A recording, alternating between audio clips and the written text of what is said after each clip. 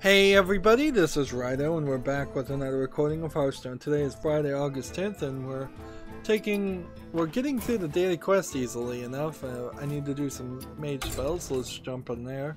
And then we're going to just go back to the main account, the Americas account, and just play.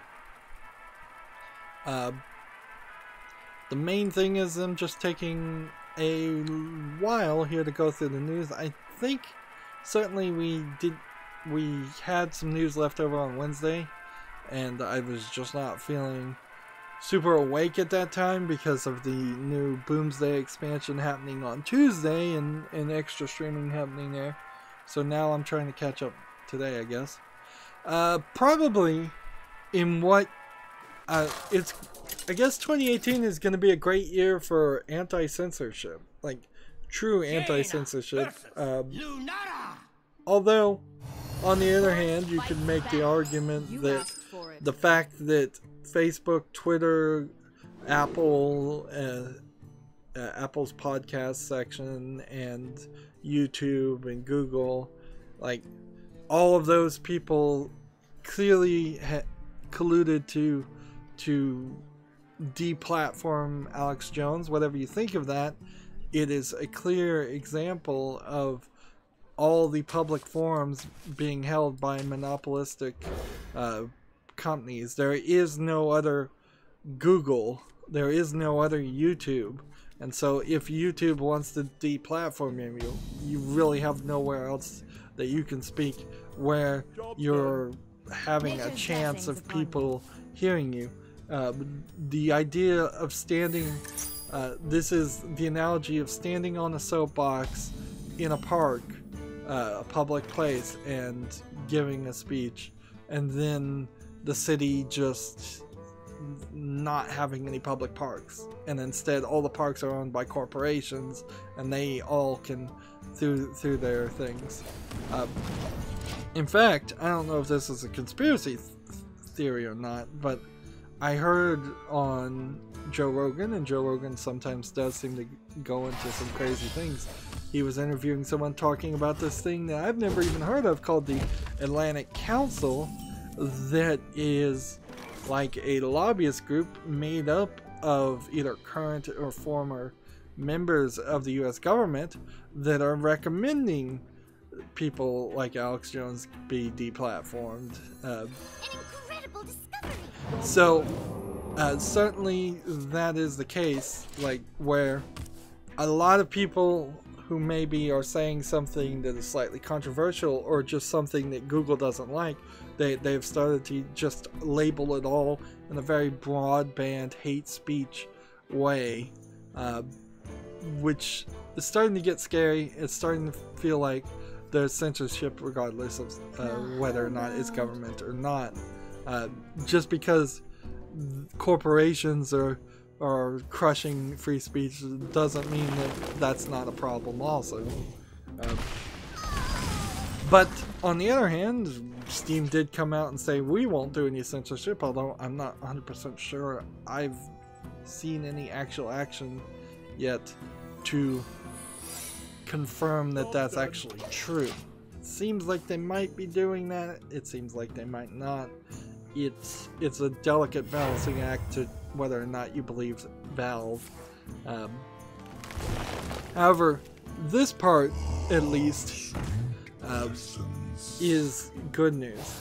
This should have happened. It frankly should have never been this case. But Germany has finally admitted that video games are on the same level as art, as books and movies and TV, and it has lifted its ban on swastikas in video games, which I think still you probably are going to hold it to Germany's strict censorship laws, where you can't I don't think you can have a pro-Nazi content in Germany with swastikas and such.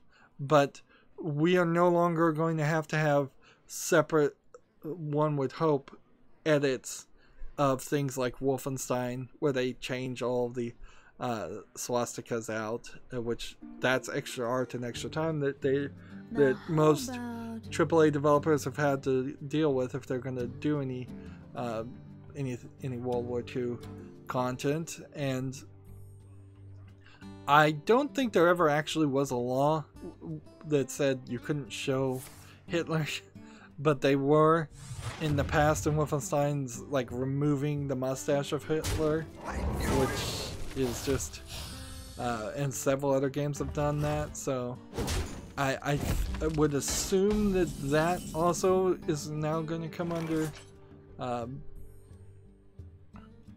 under the same consideration. It's still important to say that, yeah, if you made Wolfenstein but from the other perspective, it probably still would be completely banned in Germany. If you were making the Germans the heroes, the Nazis the heroes.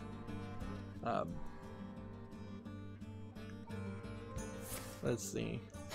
There's a quote here. This has been a long campaign for the German Game Industry Association has, quote, long campaigned for games to finally be permitted to play an equal role in society, social discourse without exception.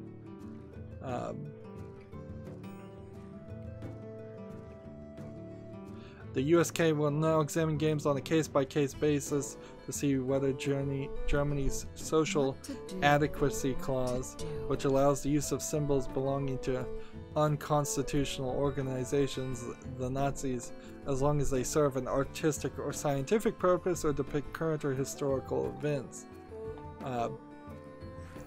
So Germany is still very much censoring, though. And in all honesty, I seriously doubt there would ever be a point in the future where if Germany just completely removed the social adequacy clause and just let people use Nazi propaganda and Nazi symbols in any way they wanted. I seriously doubt that we're gonna see a rise of new Nazis in Germany, because even if Hitler himself somehow magically came back, which there is a movie called Look Who's Back that is exactly based on that concept, I don't think he would use any of the symbols or propagandas or names like that. That's just not. That would be bad press. It would be bad propaganda. If Hitler magically came back in Germany tomorrow, he would start a new organization with new slogans and new names, and it would probably be using this extremely left-leaning propaganda. It would be all, I assume, for the purpose of gaining more power. Moving on, we have a game on Steam called Fantasy Ball, which seems like it's a 5 versus 5 multiplayer game where you're in a small room bouncing around a ball. Kind of like Warlords, but in 3D. Yeah, with little corners. It's local multiplayer, local co-op. It's not even online. Early access for $11.99. Yeah, looks like it's a Warlords club. It's a multiplayer game anyway, so I'll never play it. So moving on. Let's see. The next Elder Scrolls Online DLC will be called Wolf Hunter. It's coming out next Monday, according to Rock Paper Shotgun. It seems like the part after that, I think, is going to be about the mad Daedric Prince.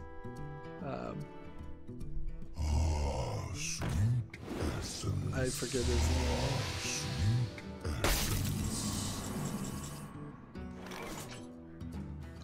Still, I don't see a reason why I'd ever want to play Elder Scrolls Online, or honestly, I don't see a reason why most people would even want to play it. Let this pain speak to me. And this.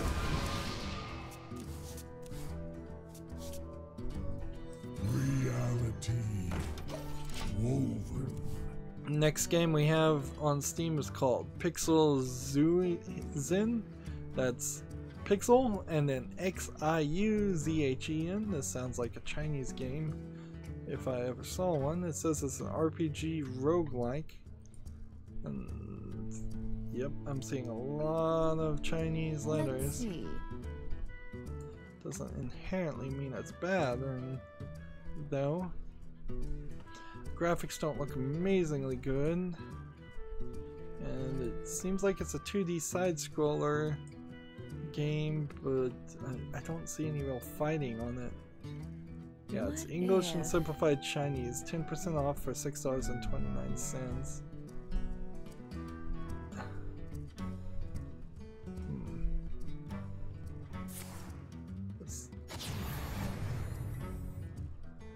Yeah, when you trigger a fight, you go onto a platform and do a timing-based, it looks like, timing-based, turn-based attack system. Pixel Zin is not pretty enough, frankly, for my attention. It looks like it's just slightly a cheap Chinese game. So I'm gonna close it. Play this. And play this. Play this. Job done. And then end the turn. Gamasutra has an article. ZeniMax owned Escalation Studios is now Bethesda Game Studios Dallas. The team at Escalation Studios have been absorbed into Bethesda itself after being acquired by ZeniMax earlier last year. This was announced during QuakeCon. Let's see. Escalation is notably the developer behind the Snap Map game editor feature in Doom, which I don't think many people used. As a Bethesda studio, the team now sees itself tasked with working on the company's upcoming games Elder Scrolls Blades, Fallout 76, and Starfield, which I guess that's probably speculation. So they changed the name of a company that they bought out. Does that really matter?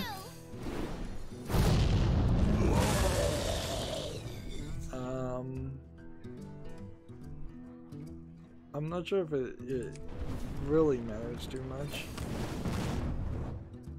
Let's see this. 19 health. Unravel. He's got like 60 health.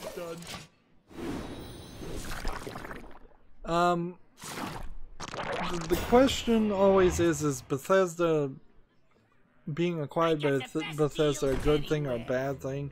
It's probably better than being acquired by EA, but being acquired in general tends to lead to you losing some control of what you get to make, or you ending up working on things you don't want to make, or you just getting fired in general. Ideally, you want to stay independent as much as you can in almost everything in life. About that one. Sony PlayStation is looking for a head of global account management. Funny, we heard an article of somebody who had left Sony Online Entertainment, and they're looking for somebody in San Mateo, California to be the head of global account management, which that probably is a pretty big job, because like things like changing your name on Sony PlayStation is still not something you can do, so there's a lot of work there. Alright, so we've done all the daily quests. I'm going back to the Americas accounts for just good old-fashioned try to win ranked games. Gamasutra has an article. Game Maker Studio 2 now offers Switch support in open beta, so more cheap, low-effort games, I would suspect, are going to show up on the Switch. That's not inherently Game Maker Studio's fault, but certainly they aren't helping with it. Anything? So what do I want to play as? the deck that is the most winningest deck, I think, is Spell Hunter. Spiteful Priest was the old one. So let's just kind of go through everything. We'll just cycle through everything. We'll skip Zoo Warlock since I've already done that today. Or you know what, I might just do it anyways. We've got a lot of news in an hour to burn. Gamer Sutra has an article. Perfect World owned etc. Games is behind the next Torchlight game. Torchlight being the spiritual successor and from the creators of Diablo 2 and Diablo, I believe. Now, if etc. Games is working on the next Torchlight games, that means those aren't the people that made Diablo, I don't think. And let's face it, I'm not even sure that the people who made Torchlight 1 were the same people that made Torchlight 2, so it could be that there's just this roving band of people who made Diablo 2 and then said, hey, let's improve that a little bit and make Torchlight, and then they said, hey, let's go do something different. Because making the exact same Diablo-esque game over and over again probably isn't very fun. So this will be under the Runic Games, under the leadership of Runic Games co-founder Max Schaefer. Let's see if there's a trailer. And Gamer Sutra doesn't even put the trailer in its embed, which is crazy. So you click on it and then you have to. Job's done. Right.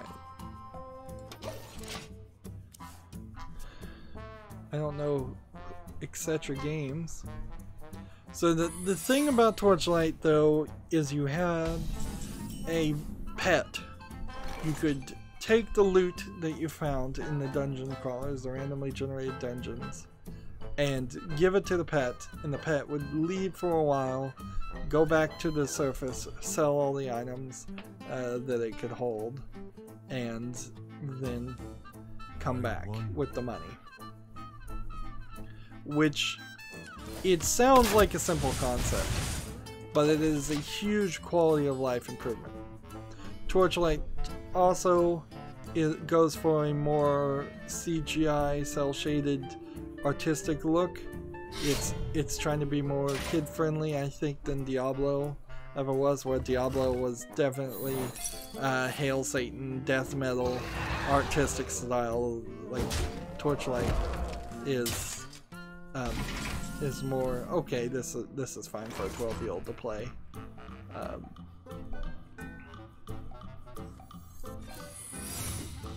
Let's see. Alright, and that works.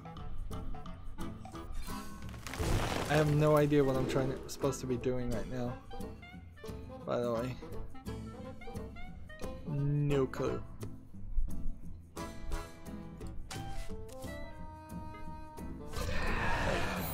No idea what the strategy is. My Hearthstone deck tracker doesn't know what this deck is.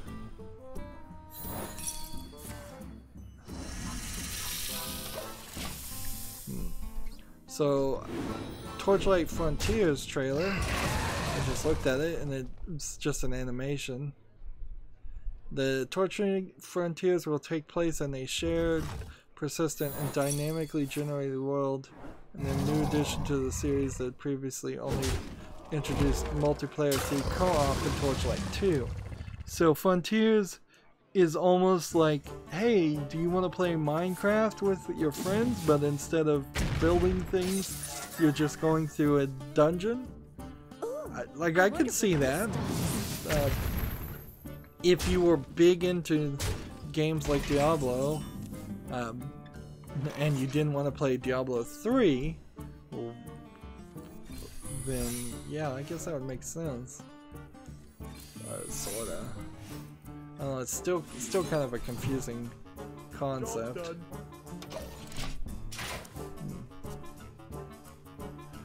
The quote here is, "Evolving Torchlight universe into a shared world has always been a goal for the franchise." Really? I don't believe that. Yeah, it says on this Game of Sutra article, the team now working on Torchlight Frontiers is led by Schaefer and is staffed by developers that previously worked with the Diablo games and past Torchlight titles. And see, they definitely are still promoting themselves. Runic Games itself was shut down by its parent company, Perfect World, in late 2017, 1 month after the release of Runic's single-player adventure game Hob. And see, that sucks because I would have much preferred to see more games like Hob than to hear that Runic Games was shut down. Quickly. And I believe Perfect World Games is like a Chinese company too. So I would not be holding my breath to say that Torchlight Frontiers is going to be great. It could be, certainly, but it almost certainly feels like they went out, tried to do their own thing, they failed, their parent company said, no, you're coming back and doing the thing you don't want to do, and for that reason alone, it's probably not going to be an amazingly great game. I don't think the developers are going to be motivated by that. Also, just making it an open world kind of MMO doesn't... that sounds very Chinese in the first place, but doesn't sound very interesting to me. Game of Sutra has an article, Monster Hunter World debuts on PC, became Steam's biggest launch, new launch of 2018. So yeah, everybody loves Monster Hunter World.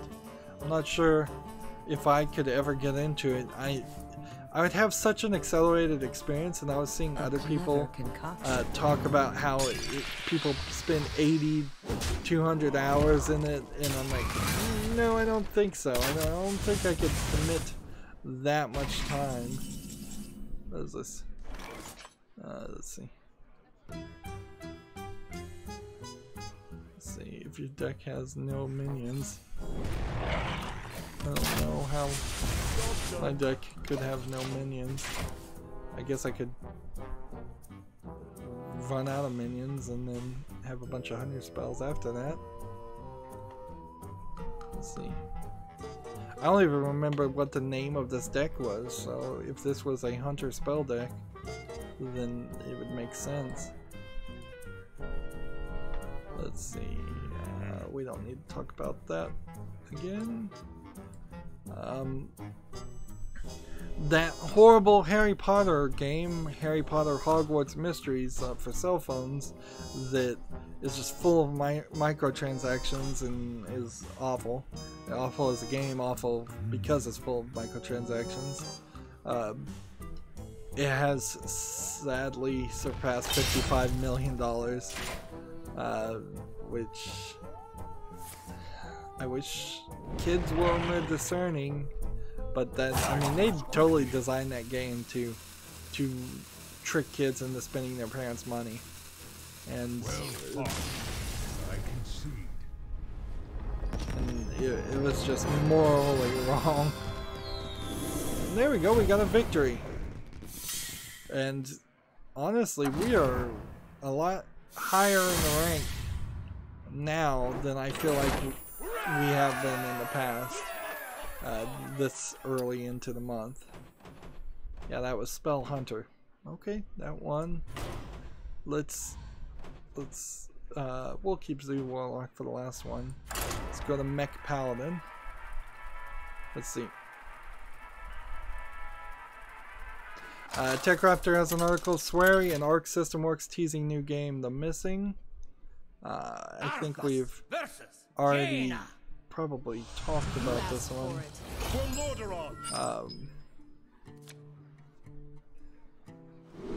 Let's see. Swery was still doing that Kickstarter though, or last time I heard. He was still trying to do the Kickstarter for the game The Good Life, which failed. one Kickstarter and then that. So let's see. They're saying the missing seems to be much smaller project than Deadly Premonition.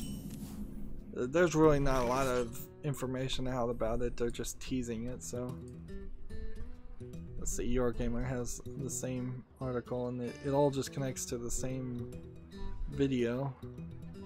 Looks like the missing might be a side-scrolling platforming type game. Alright, so here's the thing, you don't want Converting stored energy. you don't want to play a magnetic character first.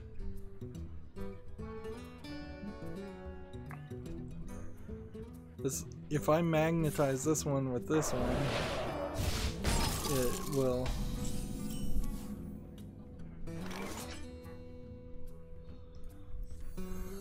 discover a secret. Yeah, this one's just gonna die.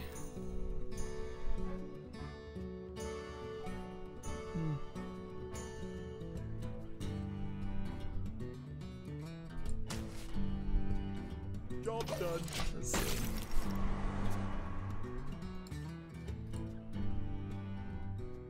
I opened the exact same copies of the exact same articles, or lots of people were talking about the same articles. We already talked about how there are multiple Diablo projects in the works, so there's some weirdness here. You've got Torchlight Frontiers, probably is going to come out and compete against at least one of those Diablo projects, and that's going to be weird.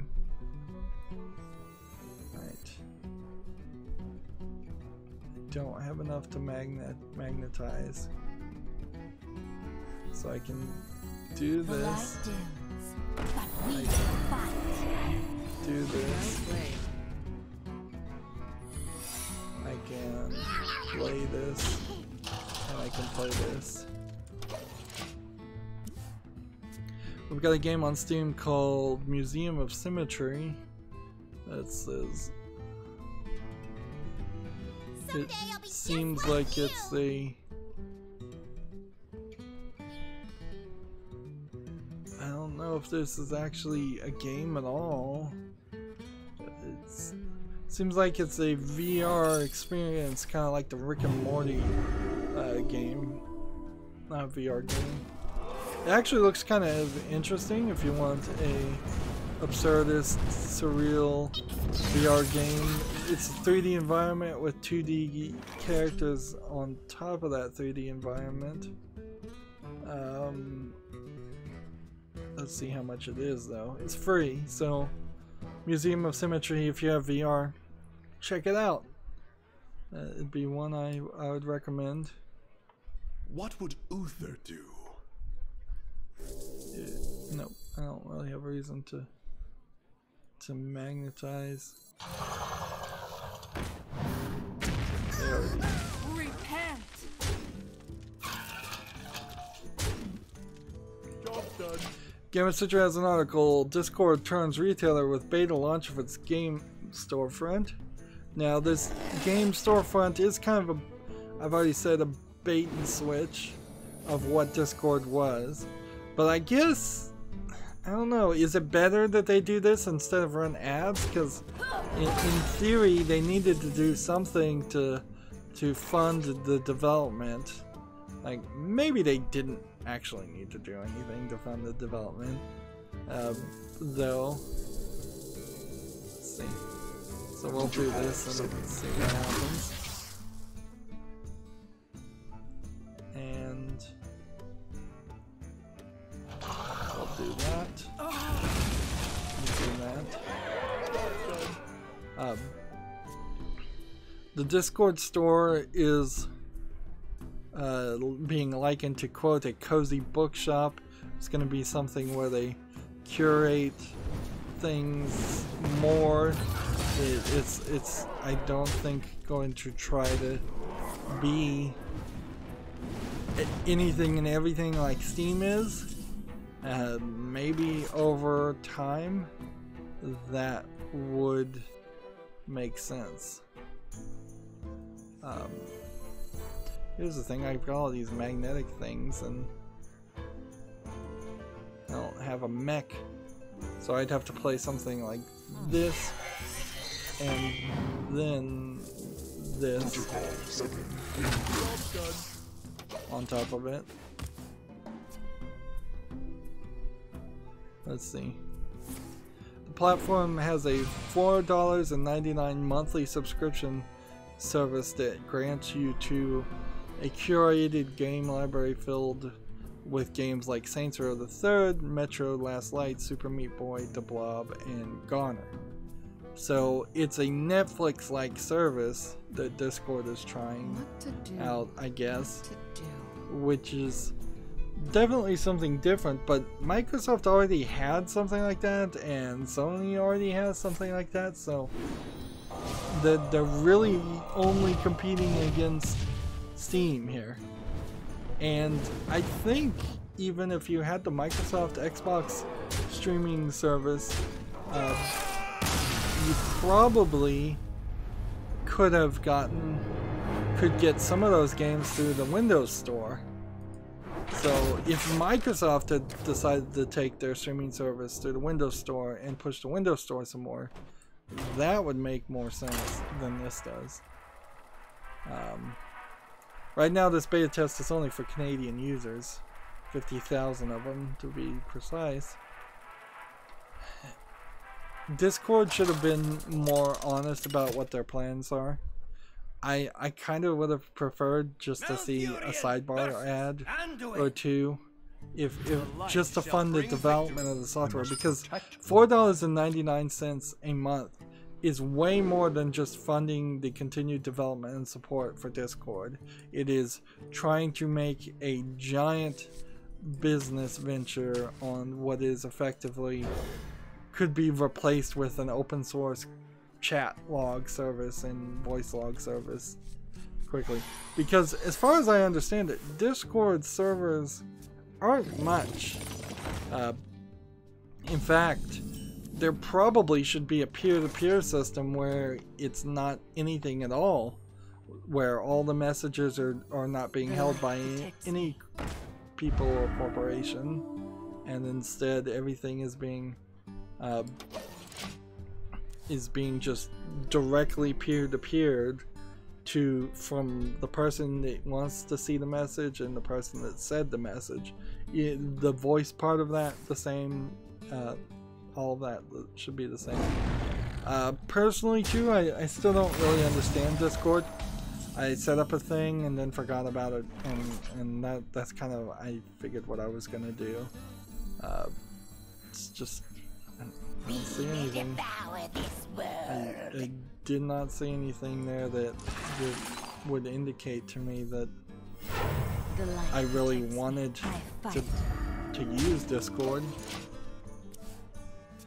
Moving on, Rock Paper Shotgun has an article, Zachtronics alternative 90s hacking sim Exapunk is out in early access. Exapunk, I saw Scott Manley, who was famous for doing a bunch of Kerbal Space Program things because he is, I believe, an actual rocket scientist. Speak your piece. I've been seeing him play that game, and so I'm wondering if that would be something that would interest me. Probably would. Like, that does totally make sense. Let's see this little trailer here. I'm not really in the point where I could hop onto a new game. I'm supposed to be doing Halloween games and I haven't gotten around to it. I have literally not done anything with Layers of Fear. And Layers of Fear is going to be a shorter experience anyways, so I'm going to have to record something after Layers of Fear just for that one time slot. The scourge will devour all. Let's see. Let's go and kill this guy. What a ball. PC Gamer has an article here, which this is kind of an affiliate link tie-in, and I'm not sure I guess it's fine to talk about this, but it is kind of weird and awkward. It says Fanatical's assistant browser extension tells you when its deals are beat Steam's. So Fanatical is a company bought Humble Bundle. They made instead Fanatical instead of getting rid of Humble Bundle. But then they've been slowly reducing the quality of the Humble Bundle deals. What a bother. And making them like not worth it, and there really haven't been a bunch of game Humble Bundle deals since then. You're barely getting one every month and a half. But I guess, yeah, if you're just an end user, what you want more than anything is for you to save the most amount of money. And buying things on Fanatical, I believe, usually gives you a Steam code anyways. So if you want to buy it and save some money, install this browser. I'm not sure I would want to really dance through that rigmarole, but like, and it's probably tracking some things, but whatever. Like, any bit.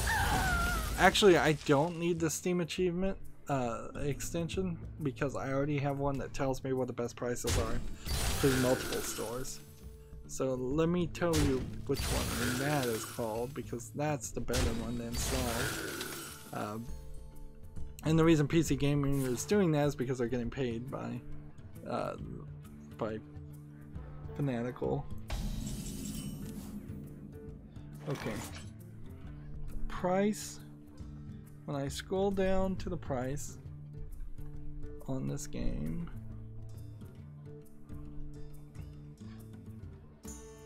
let's see.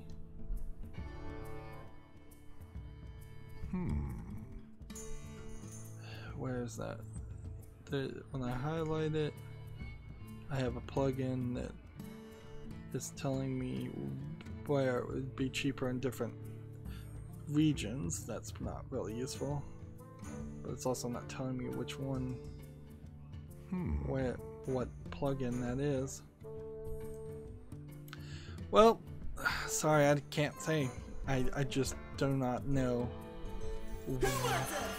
which of the many plugins I have installed for Steam is the plugin that tells me a better price, but there is a better plugin out there. If you want to research it, Steam plugins, you could probably find it.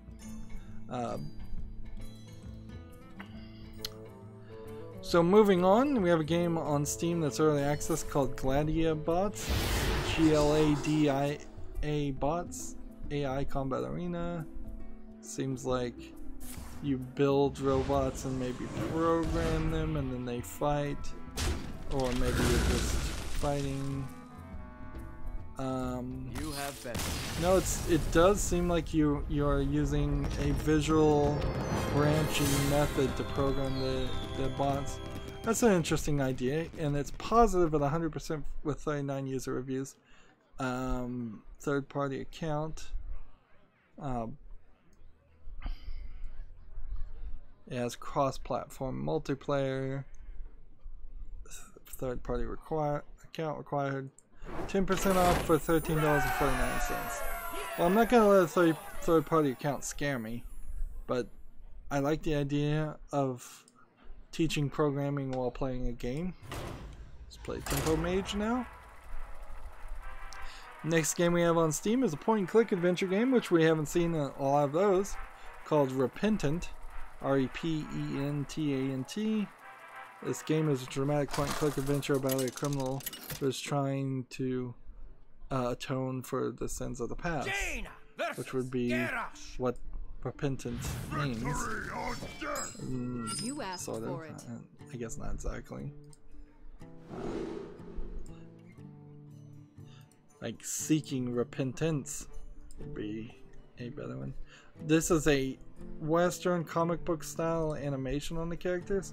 They're a little janky in how many in between frames are being used, but not terribly janky. Looks like it's being animated at a low frame rate, almost stop motion. But I'll keep this one on the wish list. I'm a sucker for point and click adventures, and we'll see what happens there. Next we have a game called Fort. You're trapped in a fort, kill soldiers to survive, there's no way out. And this is just an asset flip that's trying to go for something more like Wolfenstein 3D with asset flip levels of graphics. 20% off for $3.99. Not even bothering to think of an interesting name. Incredible discovery! So Tempo Mage, I assume, is all about getting 2 of these and duplicating them and winning the normal way. Next game we have is called Swap Swap Swap. It's a fast-paced top-down shooter with a twist. You can only fire once, so keep swapping those weapons, which that's just stupidity, like just insanity. Like, why in the world would I want to do that? Sure, I've heard of people doing that because they're cheating or because there's some gameplay mechanic reason to do that, but like that as a gameplay mechanic, that's really dumb. They want $9.99 for that with no discount. No thank you to Swap Swap Swap. Next we have Exapunks, which is the hacking minigame that I was just talking about. 95% positive with 25 user reviews. So I don't really have to make much of a decision there. I'll put it on my wish list. $19.99. A little expensive, but I'm always certainly willing to try out a hacking minigame. I'll never tell. I found it first! Next we have Monster Hunter World is on Steam. It's mixed reviews at 65% of 5,096. I'm surprised at that. So it has De Nouveau in it. Maybe that's why people hate it. And I have a plugin that says, warning, this title uses third-party DRM. It's $59.99 for Monster Hunter World, but I do believe you could probably buy a lot of DLC onto this. There's like sticker sets and additional gestures and a deluxe edition for $70. Let's see, I really want to see what the reviews are. Let's see. There's a performance survey from a different plugin, I believe. I'll never tell. Right.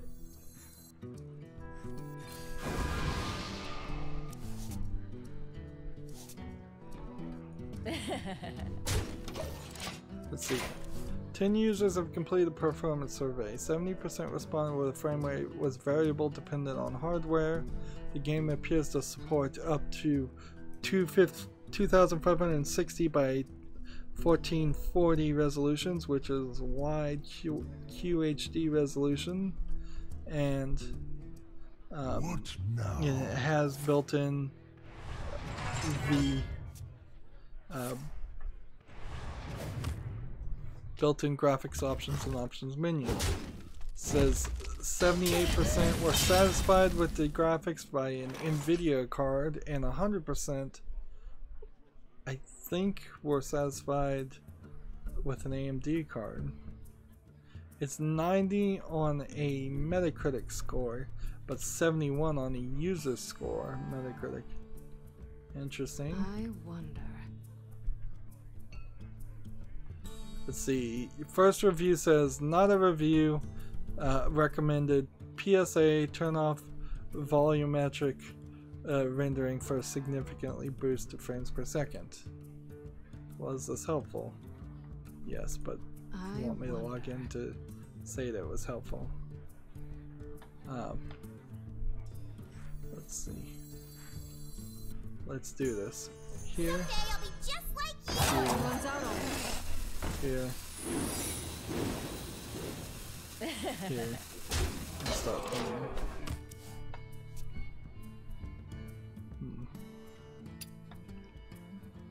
Trying to see a not recommended review. Let's see what...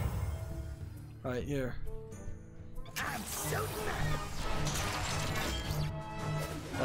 Here's a not recommended review of someone who played for 0.7 of an hour. So almost a whole hour. Should have drawn the cards first.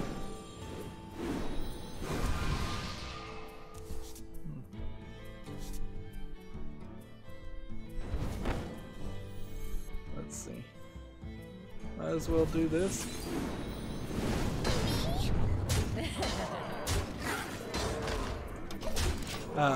The not recommended review. Please, this is not a console. Just let me disable motion blur, depth of field, bloom and glow effects, mouse acceleration, and all the other nonsense. In the other hand, the nouveau durium. What kind of joke is this? Are you serious? Let's see.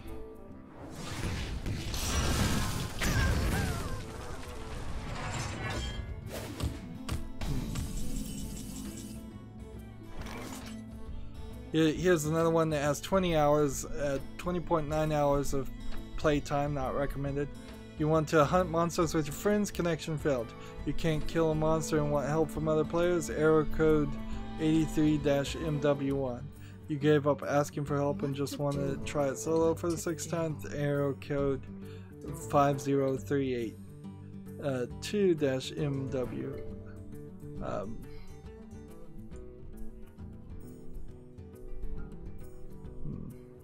So yeah, Monster Hunter World, I'll still put on my wish list, but I'm gonna be very weary of actually playing it because, or buying it, because there's your standard Japanese issue here of Japanese developers don't know how to program for PC, even in 2018. That's sad. It definitely needs some patching, needs some work, and we'll see if that ever happens. And they took extra time, by the way, to release Monster Hunter World on PC. So they could have taken even more time and delayed it. And just had people buy it on console.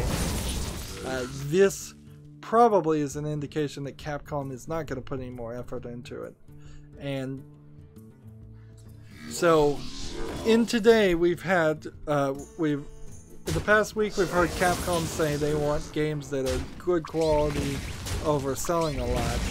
But in direct contrast today we've heard of Capcom selling a $600 plus keyboard to look like a typewriter from Resident Evil 2, and they put out Monster Hunter World in a buggy setup. So can I really believe what Capcom says? Doesn't seem like it. Like I can. But I guess I can believe what HS Replay is saying, because that's another game and another victory. And usually I don't have this kind of extra time, so either I have a ton, I didn't mean to click that button, I meant to click another one. Usually I don't have time in the course of any point of a month to just play ranked and just try to get victories. So this is very interesting. And we are just in our 3rd hour of recording, which is usually what we do. Anyways, let's keep on covering the news. There's still a ton of it. There's one called Per Spectrum. Players take the role of a tall stranger who has awakened the power to use ancient fountains to change the elements in the world. The stranger must use the spirit fragments gathered throughout the various levels to bring the mountain back to life. What is this game really? This looks like a really old Commodore 64 or Commodore game. I guess this is a mech. Yeah, the graphics do not look great. Yeah, whatever this game is trying to sell me on with gameplay, they've totally lost me on graphics. $7.99 for perspective, and yeah, I have no interest of even learning more about it. Like, first impression was so bad. That's all these games really get, is a first impression, because there's so many of them, and there's so many video games you could be playing. You've got to make that first impression work. Let's see. Cast a spell and deal damage to all minions. Am I supposed to be buffing up this guy? I don't know. I'm just gonna throw this guy out there and see what happens.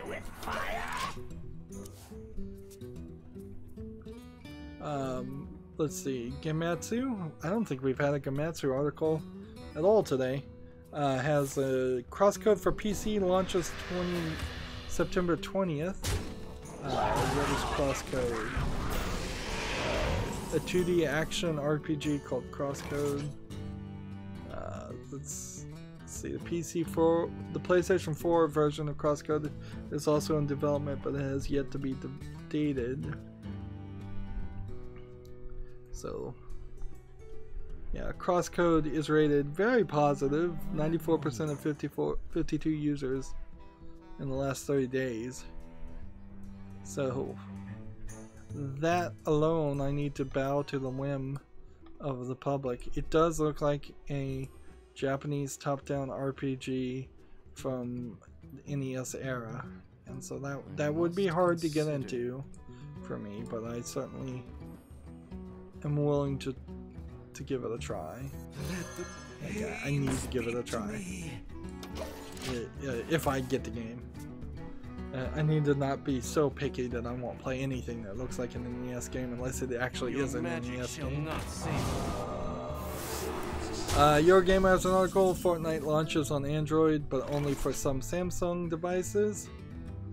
So if you have a Samsung Galaxy S7, S7 Edge, S8, S8 Plus, S9, S9 Plus, Note 8, Note 9, Tab S3, or Tab S4, apparently you can play it, and it seems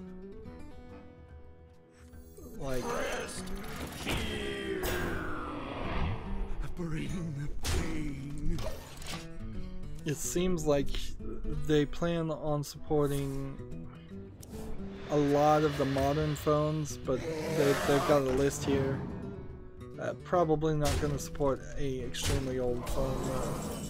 Might work though, even if it's not supported. Do we have a mech? Yeah, this is a mech. So we can do this. Access denied. And we can do this. And we can play this. And we can do that.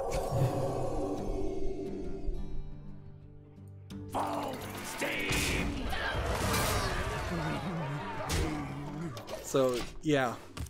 I see what I'm supposed to do. I'm supposed to take the unpowered Steam bot, magnetize it a little bit, double its attack, and double its attack again. I should have waited a turn before doing that. Let's mass display.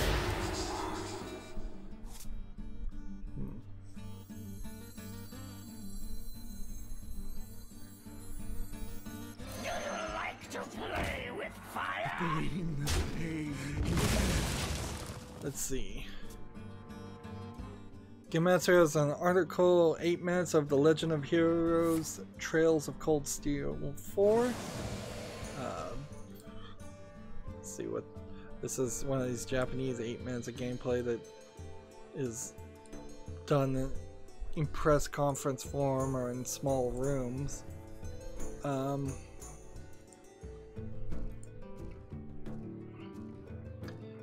Legend of Heroes seems to be a mech-based game.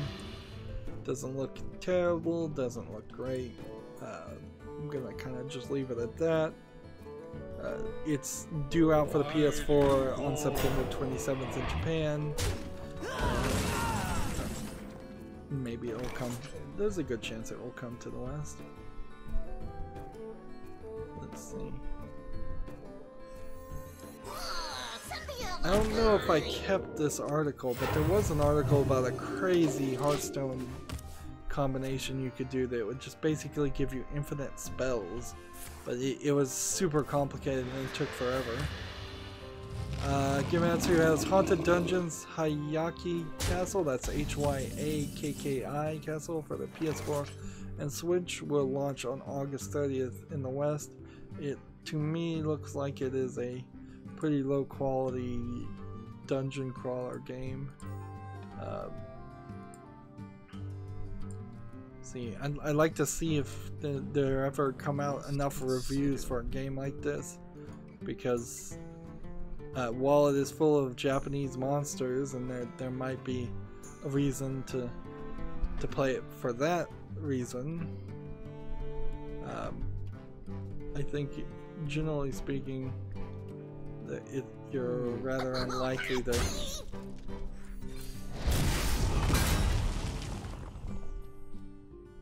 ever be able to have a good experience or have any reviews for it, because there's just so few people I bet will even give it the time of day. This curse has become our greatest strength. Let's see.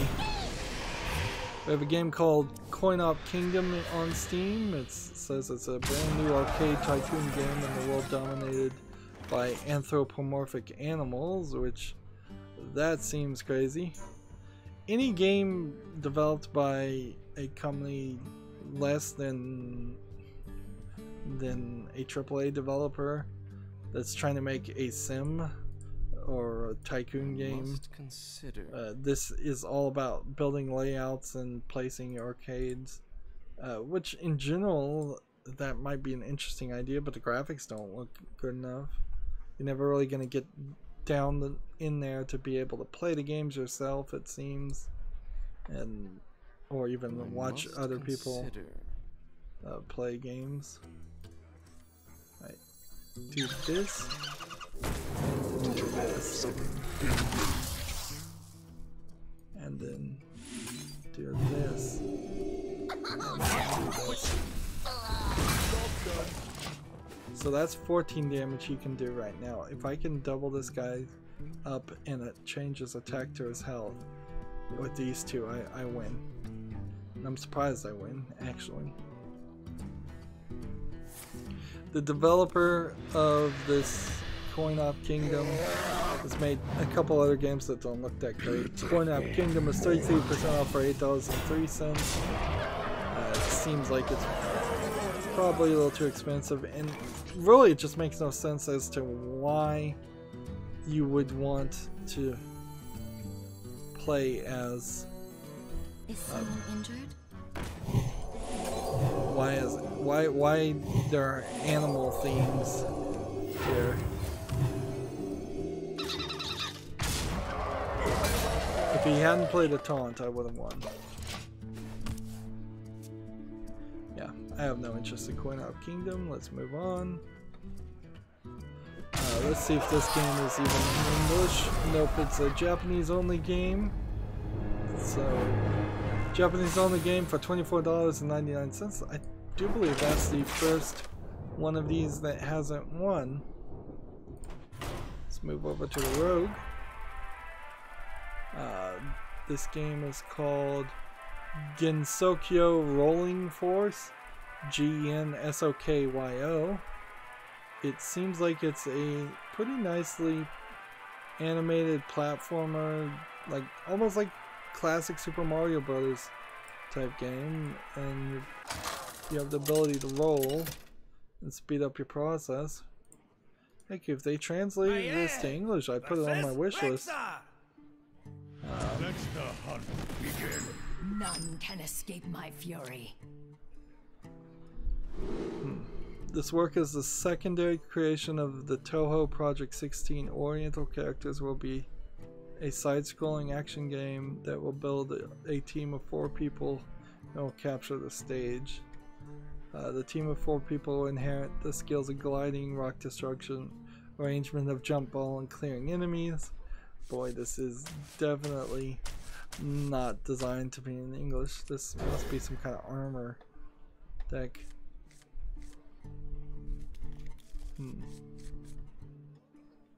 Like, they just put the description in English of what the game pitch was for this game. So I would suspect what this is this was a project that it got canceled halfway through, and people are getting an unfinished product. Let's see if I look at the reviews that aren't in my language. Well, here's one that's part Japanese, part English. It says, generally speaking, it's a good game. Feels like somewhat, though a little short. Can't change the keyboard config. Control config seems available. So yeah, I bet this was a short, ran out of budget game. And I really don't have any. Heck, it's not my turn. It's not my turn, so leave me alone. This guy's like disconnected or something. So that wasn't a real game.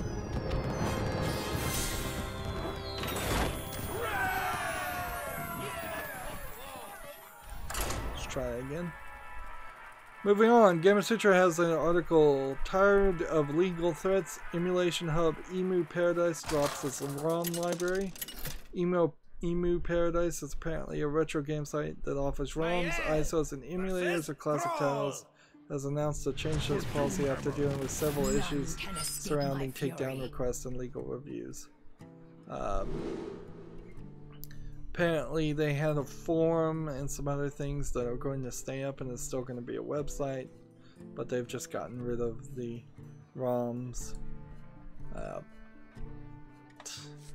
Okay, yeah, whatever. I mean, who in 2018 really needs a website to find a ROM when peer-to-peer file sharing has been for decades the preferred way to acquire illicit software of all sorts. Moving on, GameIndustry.biz has a article, Nexon withholds shareholder dividends to review and execute effective investments. The Korean games firm sees stimulus 2% revenue increase and profit decline. So the profit went down while the revenue increased, which means they're spending more money than they were, which might be a good thing, might be a bad thing. The way this is phrased, it's like, it feels like yeah, it really is phrased this way. I don't know how you can do this. This seems like this would be illegal, but maybe there's some reason. Revenue is up and operating income down for Nexon according to the company's second quarter financial report, and it announced it won't be paying dividends to shareholders for the previous fiscal year. How can a company that said it was going to pay dividends and sold shares as a dividend paying stock all of a sudden say it's not going to pay dividends? In the United States, that should be illegal, and I would it seems like for some reason South Korea is getting away with that. That's not unheard of, though, that some shadiness would happen in South Korea. There's a lot of things that happen in corporate scams and stuff in South Korea and everywhere, frankly. But I don't know what I'm supposed to be doing with this deck, but I might as well just play this. There we go. Give me 2 copies of probably the best character to get 2 copies of. Why did I do that? I miscalculated there. We've got a game on Steam called The City of Shroud. It says it's an RPG strategy massive multiplayer game. It says it has single player also. It's interesting looking, certainly. I wonder. The calm before the It's not early access. Why nobody is talking about this game or has talked about this game is interesting. It looks like it's got a whole story to it. And third-party account and third-party EULA. $19.99. I'm gonna keep this on my wish list just because I want to see what people say about this. Is it really a massively multiplayer RPG, or is it a single player RPG and it's just been inaccurately titled? It seems like it has a timing based metric when you do your attacks. Trigger the death rattle of all your death rattle things. Okay. So if I do this now, justice is mine. kill that. I need a bunch of death rattle minions on the field.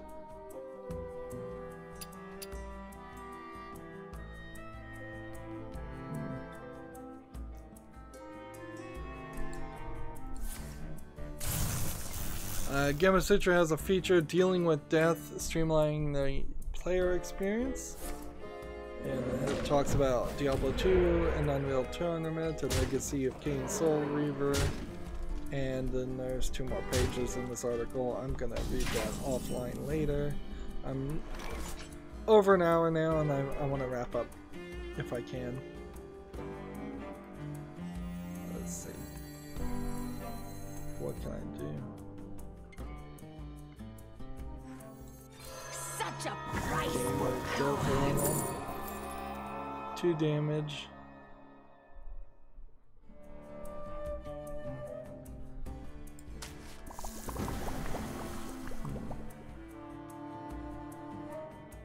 So now when this one dies, it'll do 2 damage to everything, so I don't want it to die quite yet. We have a game called Draw Light. It's a puzzle game with simple manipulation. Combine the various lights on the block and connect them together. So this looks like a cell phone game. Yeah, it clearly is a cell phone game. It's just $20.48 with colors instead of numbers. 10% off for $1.79. No thank you. 93 Steam achievements. Clearly a Steam achievement game. We have a game called Deiland, D-E-I-L-A-N-D. Single player adventure RPG with sandbox elements. It's mostly positive, 79% of 43 users. Says it's an indie casual RPG. Is this the one with the planets? No, this is a different game. You're running around a small planet like the Little Prince, but that might be cool too. Like doing a Minecraft experience but on a tiny planet, so you don't have to get too deep into it. 24 achievements, 15% off for $12.74. I think Deiland is definitely one to put on the wish list. I wonder. Let's see. Play this. And not ready to play anything else, so I'll just end the turn. Tech Raptor has the We Happy Few review. Mask of the Beatnik is the subtitle on that review. All the reviews for We Happy Few have been pretty bad. It feels like they should have just put a mod or a mode in it to just play the story. They gave it 6.5 in the world where most video game reviews are 7.5, even if they're average. The summary is, We Happy feels a pristine narrative vision, but it feels layered on top of a wholly different game. Much like the famous visage of the Wellington Wells citizenry, the story is a mask that tries to hide the buggy open world and needless procedural generation. Pros, excellent world building, memorable story. Uncle Jack is one of the characters in We Happy Few. Cons, open world junk, progressive halting bugs, unfocused gameplay. Like, I kind of wonder if maybe there is some systems in there that they just are not explaining to a lot of the people. Things that would reduce how often you have to take the joy or eat or things like that. Let's see. Justice is mine.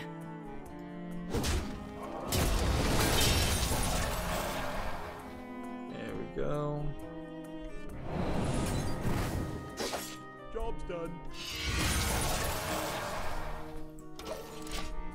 Try that. Gematsu has Torchlight Frontiers announced for PS4, Xbox One, and PC. We've already talked about Torchlight Frontiers. Early demos will be at PAX West in August 31st to September 3rd, and Gamescom from August 21st to 25th. Here, Stormy, Stormy.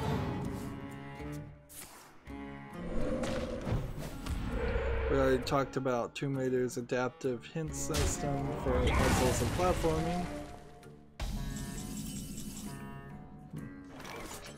Here's a troll game called Put Anna, which is a RPG maker game with Putin as the first image. And so it's half lewd RPG maker. I wonder. It's just a combination of a bunch of garbage stuff. English and Russian in the languages with anime girls for no reason. Alright, let's see. Do this. Warriors of the frozen wastes.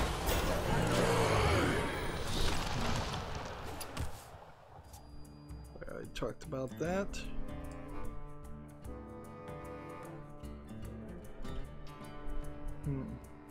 Game of Citra has an article, Publishing Platforms Need Policies Around Not-for-Profit Game Devs. As we entered the publishing space, the first barrier was getting set up on each platform. This is a short little article that I think I'll read later. Inherently though, I think if there's any kind of special rule by platform holders to say, publishers, if this game is a not-for-profit game, we will do something.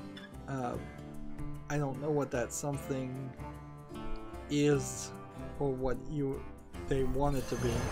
It might be something that you could accommodate easily, but it could also be something that is just like crazy. And yeah, we already talked about that. I've got just the same thing. Here's a crazy one. PC Gamer has an article. The It's Always Sunny in Philadelphia stars announced a comedy show about a game dev room. Apple apparently handed down a straight-to-series order from Rob McElhenney and Charlie Day's latest production. I don't know if any of this is true though, because they could just be joking. They announced it at a convention, but that doesn't mean anything. A new show about a game dev, it could be anything though. It could be really in detail, or it could be total BS. Let's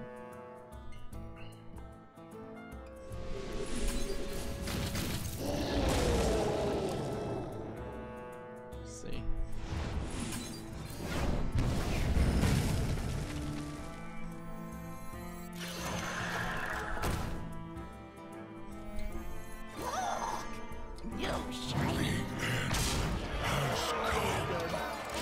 There we go.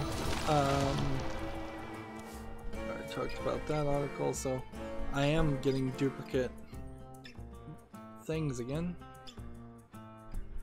You win this one. There's a game called Build Buildings that says it's a simple time killer for you and your family. Just build buildings and relax your soul. Let's see what it really is. It's a 108 Steam achievement game for 39% off for 60 cents. Like anytime they say it's a simple relaxing game, it's probably a... This is going to be an interesting deck because it's even shaman, so all the cards are supposed to be even, but I had to modify it, so I wouldn't be surprised if there actually is an odd card in here. And the main reason to make it an even shaman was for one card I didn't have, so theoretically there is no synergy in this deck at all.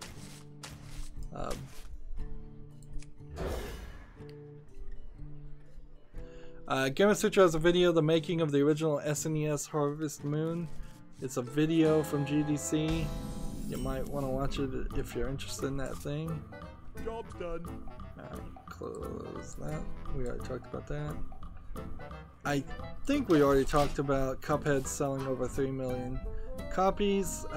Somebody said that was triple platinum, so 1 million is apparently platinum in the video game industry. I don't think I'd ever want to use the phrase platinum because it's confusing, and I know in the music industry how many copies you needed to sell to go platinum or gold has changed. So yeah, the next card I play, I can do this because it doesn't matter. Like, it literally doesn't matter if I lock a crystal here because on the third turn I could only play a 2 mana card anyways. Is this an elemental? Nope. But I'll do it anyways. So yeah, congratulations on Cuphead. Reminder that the Cuphead DLC and the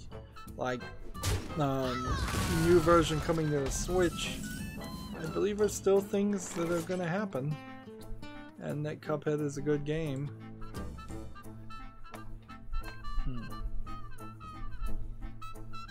If you're the only minion on the battlefield, gain +3/+3.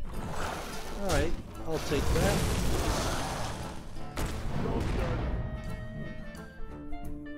In return, let's see. We already talked about Monster Hunter World being the biggest Japanese game on Steam ever. I think it's also just kind of the biggest day one release ever. It's a shame that the game isn't good. Or is buggy. Job's done. Let's see. Discover a spell that costs 5 or more, or play this. Or play this. I probably should play this while I have it. Inazuma 11, the soccer anime game, has a new trailer. Inazuma 11 Aries is due out. Is the name of the game. It's due out for the PS4, Switch, iOS, and Android in Japan this fall, and the West in 2019. Just a new trailer on Gematsu. You can skip through that pretty quickly. Let's see. That's an elemental, right? Oh no, that's not the one I meant to... What? They wanted me to put it on that one. Darn it. I played poorly.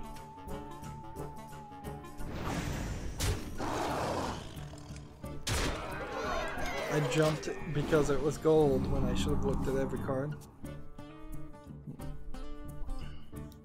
GameIndustry.biz has We Happy Few critical consensus. Let's see what this article really boils down to. It's basically an article, I guess, them talking about other people's reviews and other articles. That's the snake eating its own tail. Gamasutra has an article. Over a year later, South Korean developers still aren't allowed to publish games in China. Let's see. The Chinese government instituted a full ban on the release of new South Korean developed video games last year, and it seems that as though South Korean game developers and publishers are still not able to obtain new licenses that would allow them to publish games in the country. So this is Chinese economic warfare, basically. Put in place on March 27, the ban holds the licensing of yet unreleased games in South Korea and essentially cuts the country off of one of the largest mobile game markets in the world, and making it possible for South Korean developers to succeed in the market. The newly formed Chinese Regulatory Board, the State Administration of Radio and Television, has not granted any new license since March 28th for any mobile game by a South Korean developer or publisher. Let's see. The ban was initially speculated as a response to the Terminal High Altitude Area Defense, or THAAD, missile defense system built by South Korea to protect against potential attacks from North Korea. China, however, saw the missile system, built in partnership with the United States, as a direct security threat. So yeah, that's kind of where this all boils down to, isn't it? Like, video game companies are being hurt economically because China theoretically wants all of its neighbors weak, so that because China theoretically would love to take over the entire world slowly but surely. Like, they are stealing, well, they are claiming more and more of previously undisputed parts of the Sea of Japan, which they call the South China Sea, for their own, just forever trying to expand. I kind of don't know why they try to expand so much, considering that they still have yet to succeed to modernize their own country or control their own people at the level that it needs to be. But I think a lot of it is just thuggish behavior and just bureaucracy. Let's see, what will +3 attack or legendaries. I don't want the volcano. I'm gonna take this. Job's done. And hope that +4 would be 8, 10, 13 should be the exact amount if they just attack my face and leave me alone. Here's that article I was talking about a long time ago. The Elder Scrolls Legends next expansion will feature the Daedric Prince of Madness. The Isle of Madness will take players to a strange, shivering home of Sheogorath. Again, I have no interest in playing Elder Scrolls Legends. Right, charge, divine shield, and such.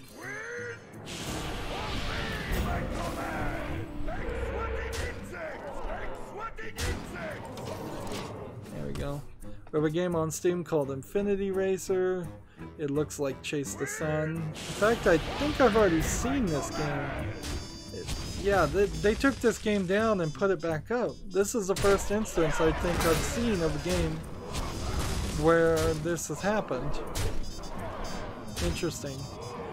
I kind of thought Steam might have control over that. Anyways, I don't care about Infinity Racer. It's just kind of a generic flying infinitely forward. It's 10% off for $2.69.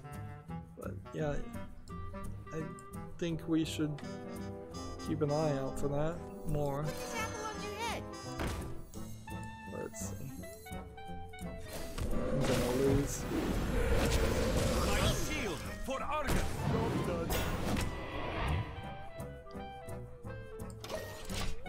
Let's see.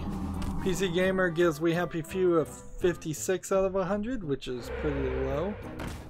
And see, I kind of wonder, for as corrupt as the mainstream video game media is, I kind of wonder if there weren't ways that Gearbox as a publisher could have just bribed these reporters to give it a better review.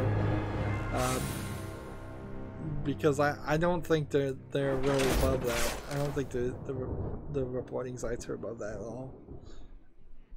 It says, We Happy Few, is a jog fest with sluggish combat and inconsistent stealth, but a story that will pull you forward toward the end anyways. They have a game called One Shift, which is a puzzle platformer where the player has the ability to freeze unfreeze time and shift through the worlds to collect blue cubes. Gul'dan versus So Rexar. it's a simple character on a cube, and as you move, you pause time and then you change the world so that there's something that after you've jumped you will actually land on. And it seems like maybe it's got some more mechanics to make more sense. It's visually very simplistic looking now.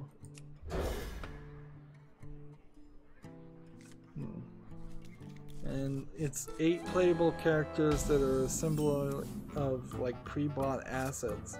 So while the demo's been just showing a very simplistic blue guy, the 8 playable characters are like these anime characters out of nowhere.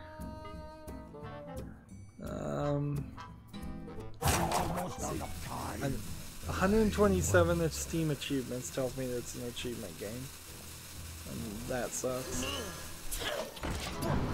It's 15% off for $4.24. That tells me it's too expensive, so I'm gonna close that. And finally, I want this article that I didn't want to talk about this on Wednesday, and I guess I need to talk about it and just get it over with. Gamasutra has an article. Current and former Riot employees discuss the toxic feedback culture of the studio. Quote, I've seen myself argue endlessly for the value of something and for that thing to never be taken seriously until a man or a player said it. And quote, this is a quote from an anonymous former employee speaking to Kotaku. This was originally a Kotaku article. I almost wonder if this is I'm not going to say it's not a story. I'm going to say that I think maybe it was a time story to coincide with with Gamergate, so people aren't talking about Gamergate, which in particular was Kotaku. Played a big part of that, which that's the smart thing to do. Like, cannot for a second deny that would be a smart thing to do. But everyone has demons. Quoting anonymous sources is not super believable. Let's see. Do I want to attack right now? I might as well.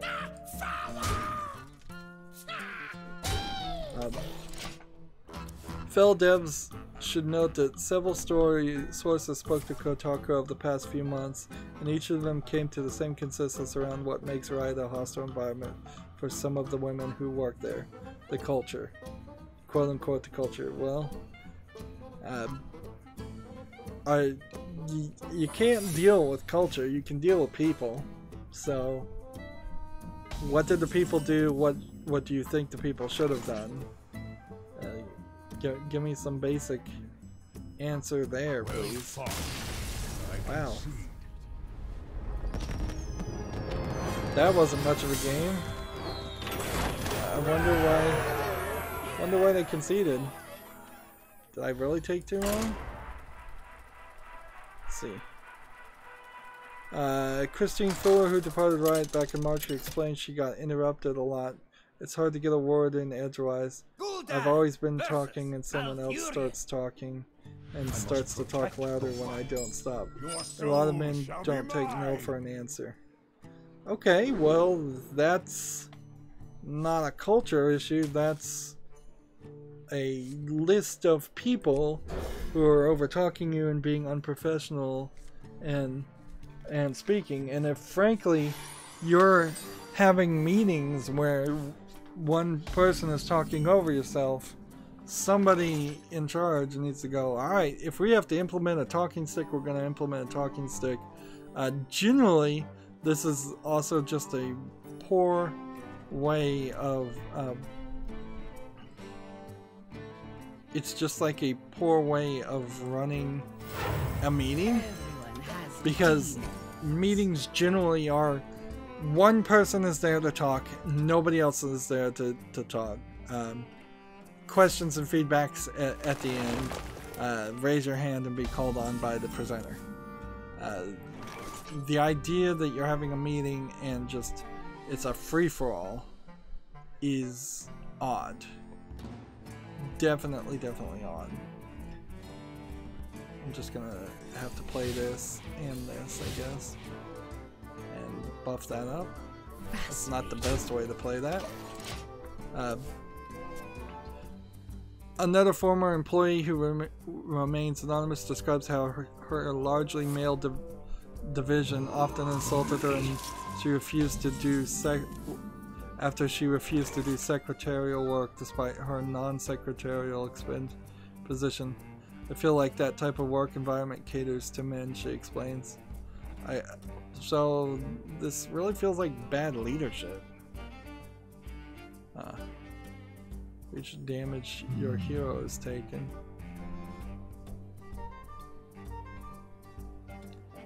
Let's play this.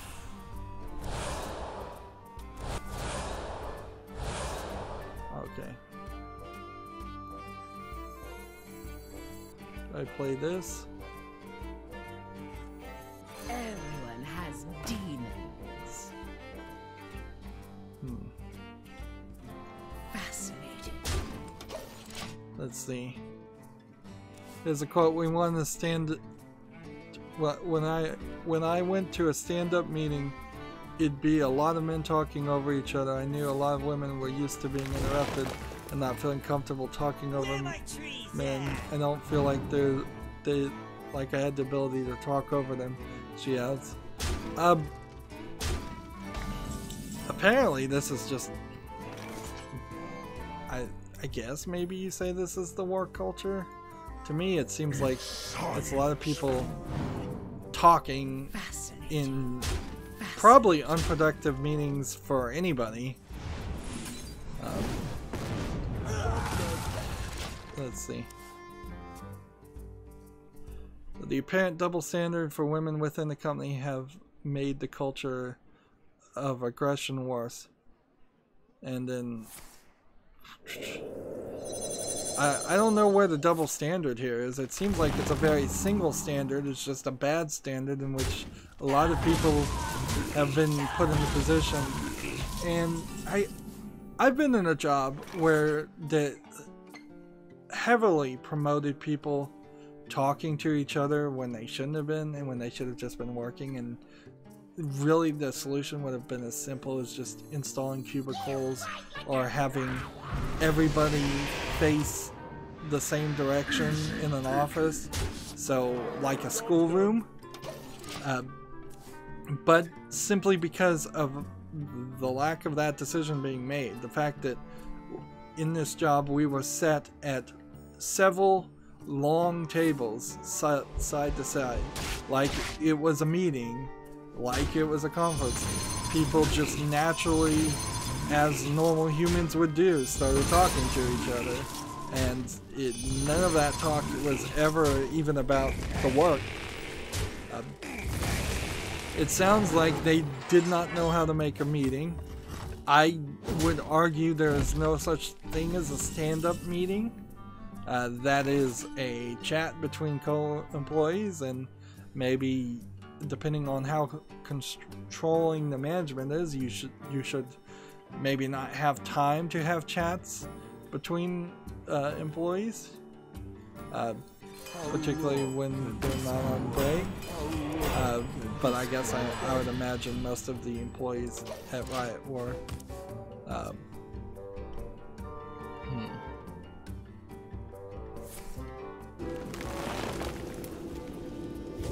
Is that women who do speak up and follow Riot's on-paper ideals are reprimanded, often told that they're being too loud and emotional. This is cookie-cutter claims. Like, I've heard so many stories where it's one disgruntled employee, female, who makes these claims. This is stuff that's taught to you in feminist studies when you have a feminist perspective and when you're making that Anita Sarkeesian thing. And at this point, even what I'm saying feels like, oh yeah, I'm just not willing to believe it, because I'm not. I've seen far too many SJWs and third-ring extremist feminists in the video game industry to believe what they're saying. This is not like the cinema critic. What is it? Not cinema snob, but it doesn't feel like that at all. Well, maybe it's getting close to that. They're not running their meetings well. They're not having their employees communicate well. But you got to really get down to the point. Did you file a complaint with HR? Did you? Was it HR that said you're being too loud and emotional? Or you just every day complaining about something? Is this just Jessica Price? No, because that was ArenaNet. Is this just another person like Jessica Price? I believe that was her name. Like the ArenaNet developer who just sees the world in such a skewed black and white perspective that anytime you're cut off even for a second, you feel like it's because you're a woman, when really people just get cut off. I've been cut off all the time. I cut people off all the time. It happens non-stop when you have even two people in a three-person conversation, as long as one of them actually has something there. And it's still really awkward to correct from cutting people off. Like, either you keep going and you hope the other person stops, or you stop and go, sorry, you go ahead. You just kind of have to fill it out, and often it's very awkward anyways. Greetings. And really, the only thing I think you could do in a corporate environment to stop people from talking over each other is to implement a ridiculous talking stick type method. But also, meetings and conversations shouldn't be like that at all. Like, even in a video game industry where you're making art, there should be a person who's in charge of the art direction, and if you're pitching your idea to improve the game, you should be the person who's set up and is having that meeting. So if they were saying, I set up meetings and nobody came, well, that too might be a problem. Or I tried to have conversation with the director, the guy in charge of production, and he didn't even want to hear my ideas. Well, then that's something. But you're talking about your coworkers. Just, I mean, this is just feminist 101 complaints.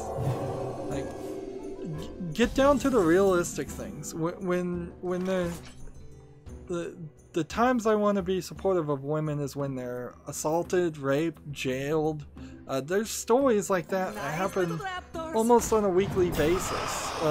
Well, it happens on a daily basis, where there's actual governments that are jailing rape victims because they got an abortion. This was a recent story. A rape victim who was raped by her brother, got an abortion, and was thrown in jail. And there's a big outcry. I don't want to say what country it was because I don't remember. I think it was India, but I'm not sure. Might have been Palestine. Might have been anywhere. It's happened multiple times. Like, those are the kind of outcries, and that's the kind of institutionalized sexism that feminists should be really trying to fight against. But when you're telling me that, oh, the video game industry is full of a bunch of people who interrupted me and I couldn't do my job, and as far as the secretarial work, maybe people were just joking with you. Maybe you shouldn't be so sensitive. I mean, I'm even saying it. You're being too loud and too emotional. It's like, I know the Me Too movement is about, it tries to propagate this idea that you believe all claims with no proof. But I'm not willing to buy into that. I'll believe most claims about Hollywood. It's been an open secret that Hollywood slept and was a cesspool of depravity from the word go decades ago. Let the pain speak to me. Let's see. I smell blood.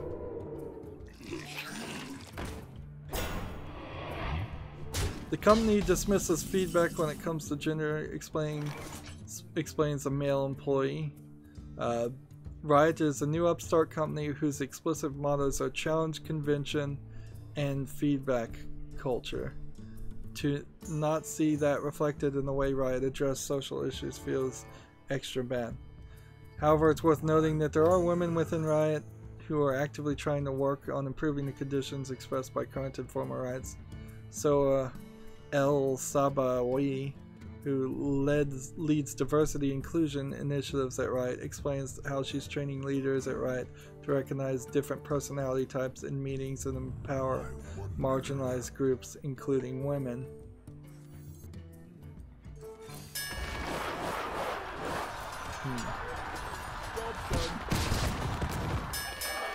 Which, on the face of it, that sentence probably means, like, the right thing.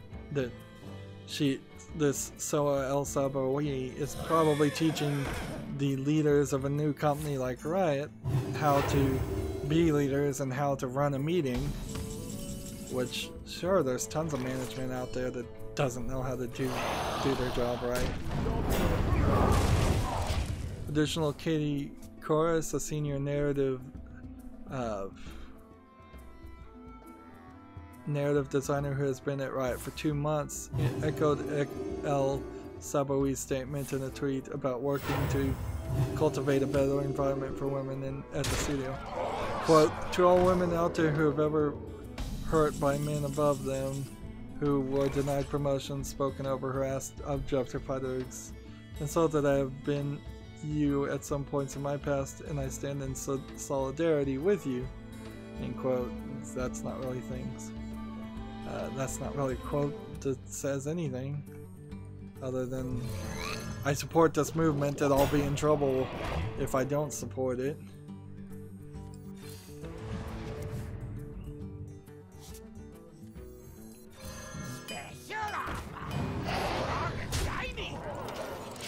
The update here is after the story was published, a Riot Game representative contacted Gamma Sutra and provided the following statements. This article shines lights on areas we haven't lived up in our values which will not stand at Riot. We have taken action against many of the specific instances in the article, and arguably maybe they had already taken action before the article was even published. Maybe, maybe not. Who knows? Yeah. Like, it's important to remember that a work environment can only really react after something happens. So if it's a case that employees spoke over female employees and then they were reprimanded the day later, they've already acted appropriately, haven't they? Immortality. They can't go back in time and undo it, and the disgruntled female employee can still tell that same story that somebody spoke over me. Our witch shall never end. How long can this go on? How long can this go on? Let's see.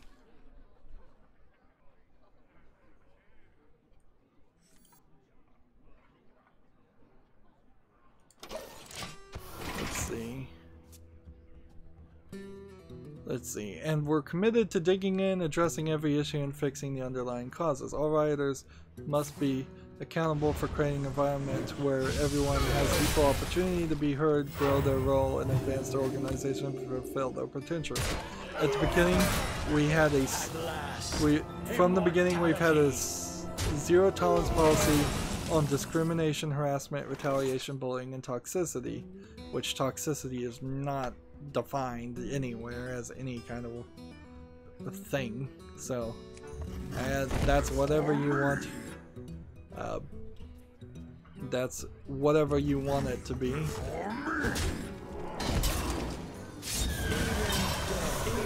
death is obsolete. Let's see.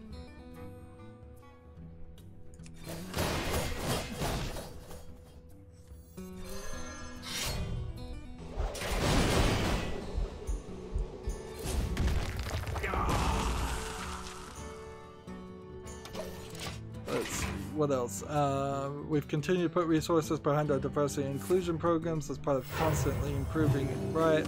We recognize we still have to work to achieve our goals, and what starts with listening to feedback from rioters and others and providing rioters, which that's a weird term to call your employees rioters, but I guess it makes sense. Even death is obsolete. This guy just keeps on. This guy just keeps on coming back alive. We recognize we still have work to do to achieve our goals, which starts as listening feedback from writers and others and providing writers with the guidance and resources they need to uphold our values. You can read more about our diversity and inclusion work here, and then there's a link. So this is just like one more of these stories that I'm tired of hearing about. In the real world where there are real problems,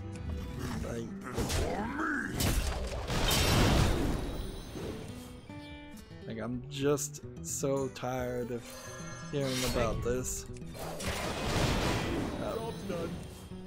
Thank you.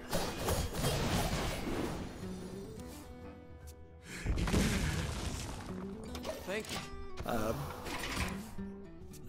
This is not bad. Like At last, immortality.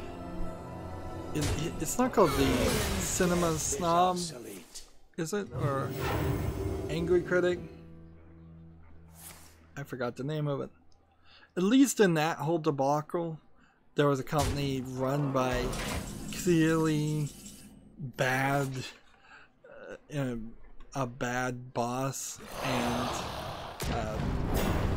there was an employee who was actually like accused of rape, and there's accusations of being fired for taking a day off and being overworked, and just like real things that everybody can get behind. This seems like such a non-story, just trying to get people to not talk about Gamergate.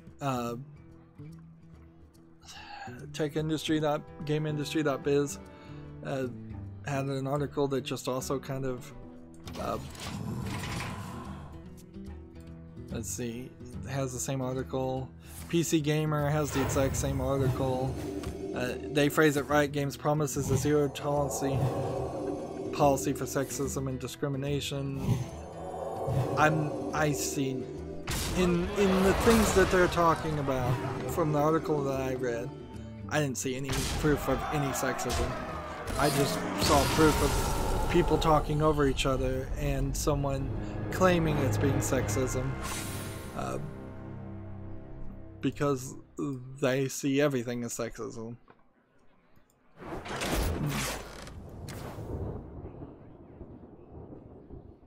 Like, well, that was Quest Warrior, and I guess I don't have the Quest card, and I guess that's the reason. So let's wrap up on Zoo Warlock, and then we'll be done for the day.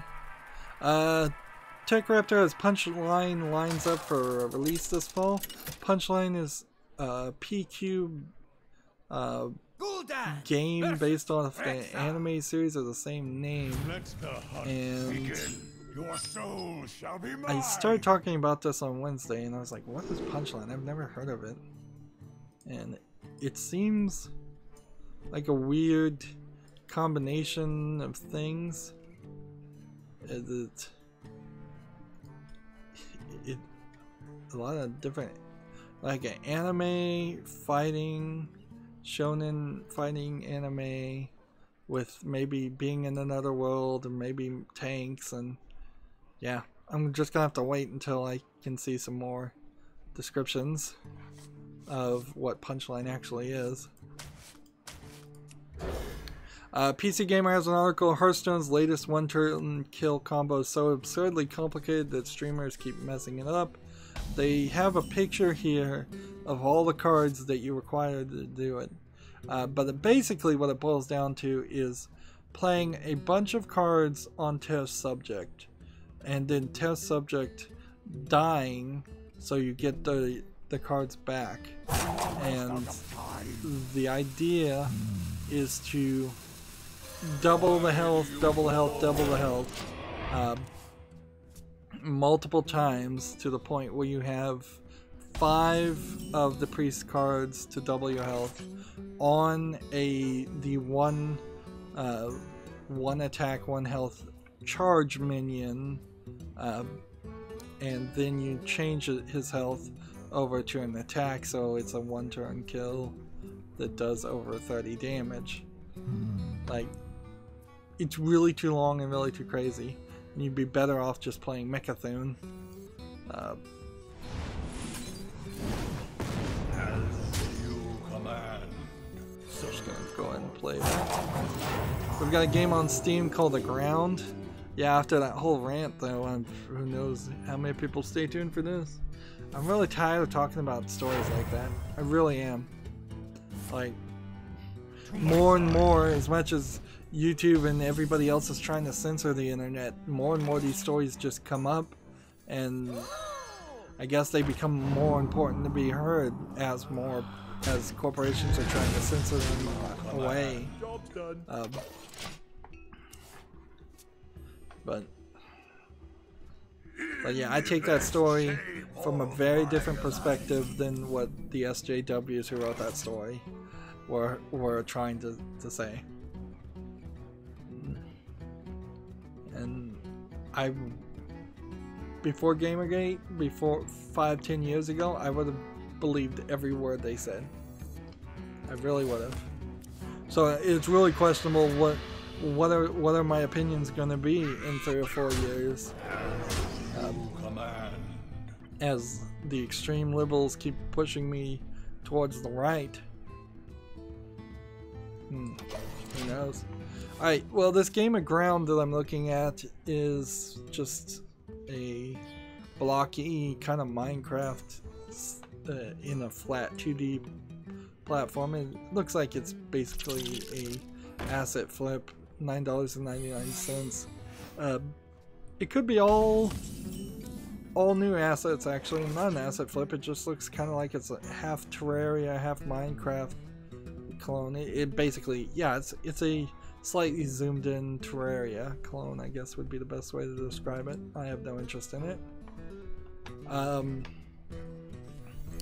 Speaking in something that people potentially are not going to have any interest in, the Tech Raptor has an article called Kill Gods Again in God of War New Game Plus. So my point here is that the people who are playing God of War, or were playing God of War, I think are done at this point. Like, I don't think too many people are at a point where they'd be like, I want to play it again, because it hasn't been long enough, and I don't think people are still playing it, trying to beat everything and collect everything.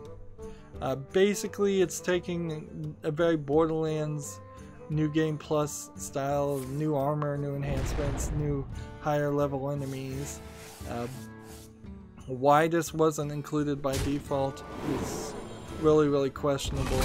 You're gonna have to wait till August 20th to play again. It's like, why not just have New Game Plus at the beginning of the release? It seems like you'd be easily capable of programming that. Let's see. If I play this. And let's see. Face the light. This. And do I need to kill this guy? Or do I attack the face? Next we have a game on Steam called Starship Avenger Operation Take Back Earth. It looks like a 90s PC game, side-scrolling space shooter. It seems like you're flying a giant space shooter game. It's an English and Japanese game, so that's kind of an odd combination for this type of the way this game looks. 10% off for $4.49. And yeah, it's not like an old game that's coming out now, as far as I can tell. And you're just flying a really, really big, taking up almost the entirety of the screen, spaceship, and you're swinging the mouse up and down, destroying waves of enemies. I guess technically you may not be flying the ship at all.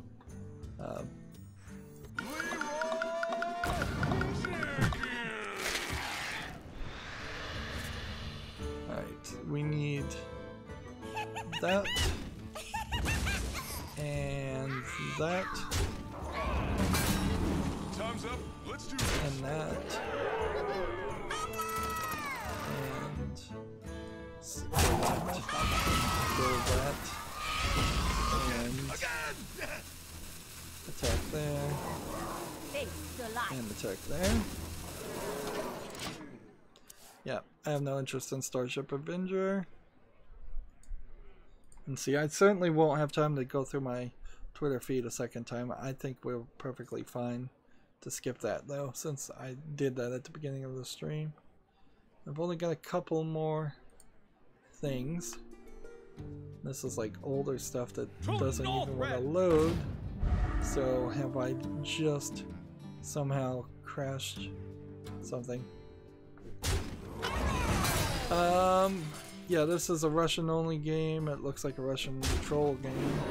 It's called Back to Evatoria, whatever that is. It's Russian only, which is interesting. 35% off for 64 cents. We can close that one pretty easily. In the light's name. And Bubblies and yummies! let's see. Do I have enough to win? Yes, I do, so Why do here we go. Face the light. We have a game on Steam called 70 Second Survival.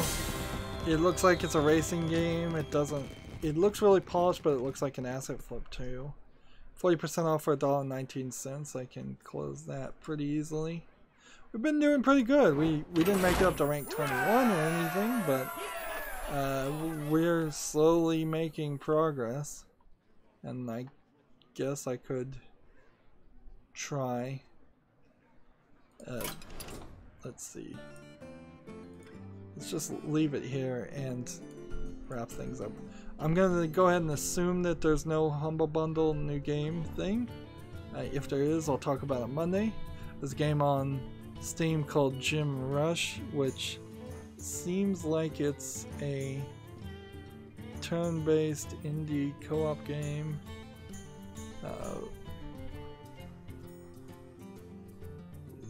It's some kind of multiplayer game though, with a third-party account, and you'll 10% off for $8.99. Seems like you place tiles, and the tiles affect where the gyms go, and how you build things.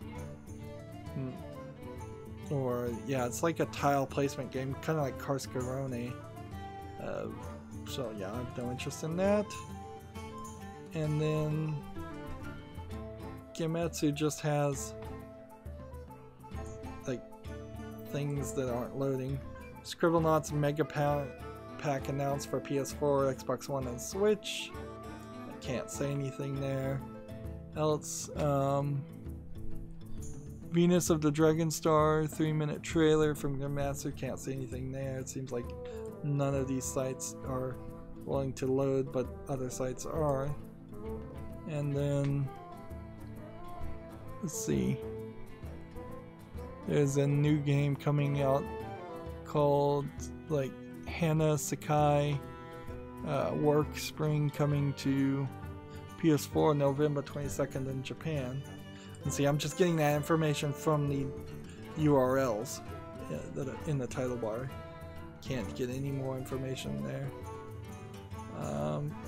Yep. And there is no new Humble Bundle thing.